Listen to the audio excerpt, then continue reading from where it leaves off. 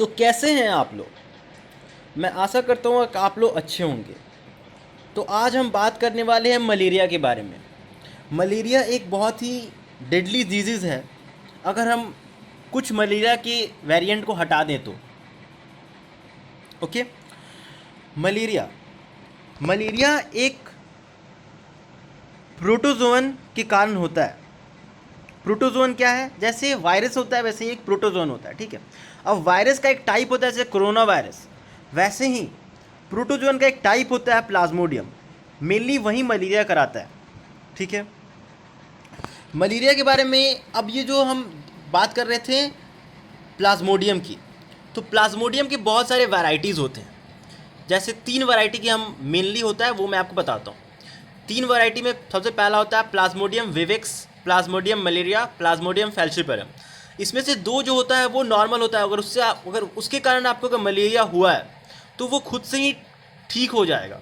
उसके लिए ज़्यादा प्रोफेशनल नीड की ज़रूरत नहीं है, मेडिकल प्रोफेशनल की ज़रूरत नहीं है आपको। ज़्यादा कुछ दवा खाने की ज़रूरत नहीं है, वो खुद ऑटोमेटिक आपका बॉडी उससे रिकवर कर लेगा। बट एक जो मलेरिया का टाइप है वो है प्लाज्मोडियम फैल्सिपेरम। वो बहुत ही डेंजरस होता है। वो मैलिगेंट मलेरिया कॉज करता है जो आपको बहुत ही बीमार कर सकता है और वो इवन आपकी जान भी ले सकता है। तो चलिए और देखते हैं मलेरिया के बारे में हम। ये मच्छर, ये एक मच्छर आपको बीमार कर सकता है, आपको बहुत बीमार कर सकता है, क्योंकि ये फीमेल एनोफिलिस मॉस्किटो है जो वेक्टर है मलेरिया का। ये मलेरिया डिजीज फैलाता है। ये क्या करता है? ये प्लाज्मोडियम को हमारे बॉडी में इंजेक्ट कर देता है ड्यूरिंग ब्लड सकिंग। जब भी हमारा खून चूसते रहता है तो हमें गिफ्ट के तौर पे प्लाज्मोडियम बॉडी में दे के चला जाता है, ठीक है। गिफ्ट दे देता है हमें ब्लड के एक्सचेंज में।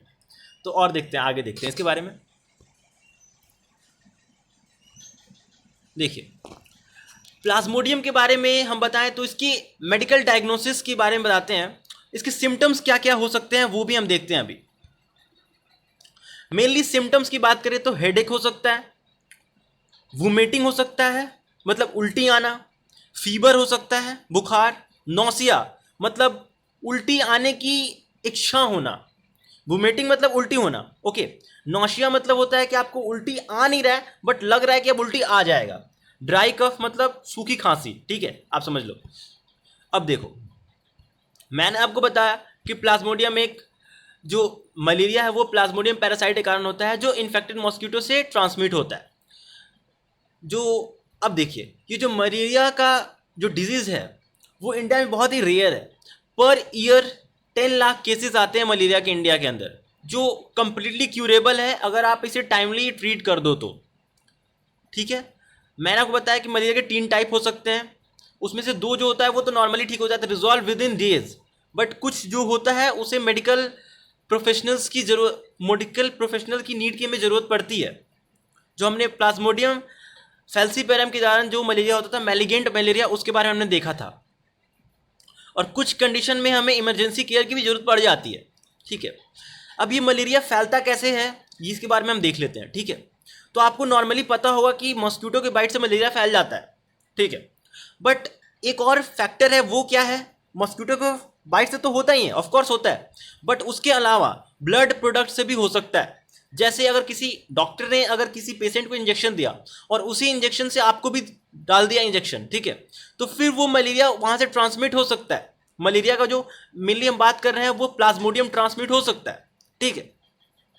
और क्या है? ड्यूरिंग ब्लड ट्रांसफ्यूजन, अगर आपको ब्लड की रिक्वायरमेंट है, अगर किसी ब्लड बैंक से आपको ब्लड दिया जा रहा है, अगर उस ब्लड के अंदर अगर स्पोरोजोइट है मतलब वो प्लाज्मोडियम का एक पार्ट मतलब एक टुकड़ा है या फिर एक उसका कण है, तो वो भी आपको मलेरिया फैला सकता है, ठीक है। हमने इसके बारे में देख लिया। अब हम ये देखते हैं कि और क्या क्या सिम्टम्स हो सकते हैं मलेरिया के। देखिए, चिल मतलब आपकी बॉडी एकदम थरथराएगी, बुखार होगा, पसीना होगा जो रीअकर करेगा, मतलब अभी आपको बुखार है फिर थोड़ी देर बाद क्या होगा, नॉर्मल होगा, फिर बुखार आ जाएगा, ऐसे होता है। और ये नॉर्मली मैंने सिम्टम बताया। नॉर्मल पीपल में क्या होता है, कुछ पीपल के अंदर और सारे सिम्टम्स भी हो सकते हैं। और वो सिम्टम्स क्या हैं?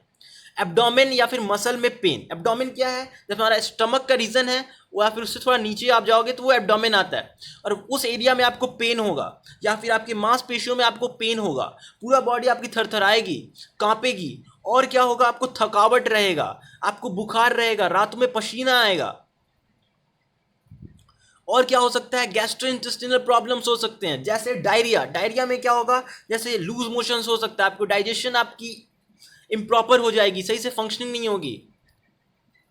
मैंने आपको नौसिया और वोमिटिंग तो बता ही दिया। और क्या हो सकता है, हार्ट रेट फास्ट हो जाएगा, हेडेक हो जाएगा, मेंटल कंफ्यूजन हो जाएगा, और पैलोर, बॉडी आपकी पूरी येलो की तरह येलोइश हो जाएगी।